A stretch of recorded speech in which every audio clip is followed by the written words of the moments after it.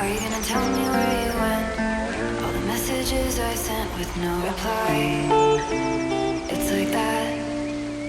You're just gonna walk into my room. I hate how you assume I'll take the pleasure and the pain. The stars in your brain. 'Cause I know you're on the run. I'll take the pleasure and the pain. Your secrets to my grave.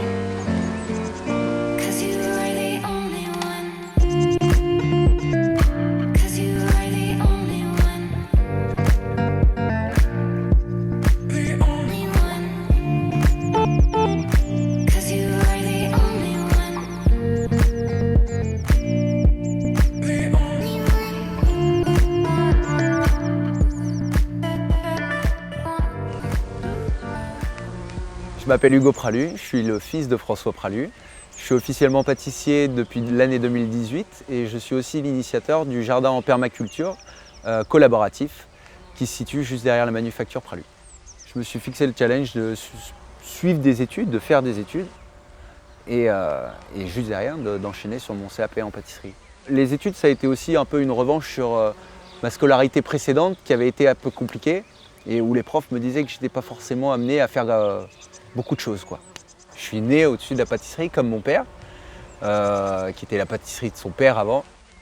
Je veux dire, au bout d'un moment, c'est devenu tellement une évidence de faire ce métier, le métier de pâtissier et de chocolatier. Je ne me voyais pas faire autre chose que ce métier-là, en fait. J'ai encore beaucoup de choses à apprendre, énormément même, mais c'est vrai que je ne me voyais pas faire autre chose que ça, quoi. Depuis tout petit, j'ai une addiction pour la framboise. Avec mon frère, quand on venait travailler au labo, on se faisait plutôt des concours de celui qui mangera le plus de barquettes de framboises. Alors aujourd'hui, mon dessert préféré, je dirais que c'est la tarte aux framboises ou l'Edelweiss. C'est un millefeuille aux framboises. Officiellement, je suis pâtissier, donc je m'occupe des gâteaux. Officieusement, je suis aussi apiculteur, jardinier. On a un apiculteur qui vient nous donner un coup de main, qui réalise beaucoup de boulot. Et c'est lui qui me donne beaucoup de conseils. Récolter son miel aussi, c'est quand même une grosse fierté. C'est un sujet qui est passionnant et tellement complexe qu'on avait besoin d'un coup de main. On ne pouvait pas faire ça, nous pâtissiers, voilà, on est pâtissiers avant d'être apiculteurs, quoi.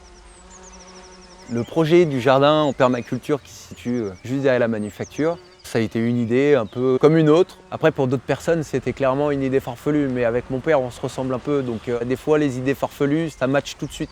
Et du coup, ce terrain abandonné ne servait à rien. J'ai proposé au padré de le transformer, de faire quelque chose de sympa et on l'a transformé en jardin urbain collaboratif en permaculture pour les employés, fait par les employés, juste derrière la fabrique de chocolat. Il y a 2 personnes qui ont été employées à plein temps pour s'occuper du jardin, s'occuper des semis. Patrick et Didier, ils font un travail de dingue.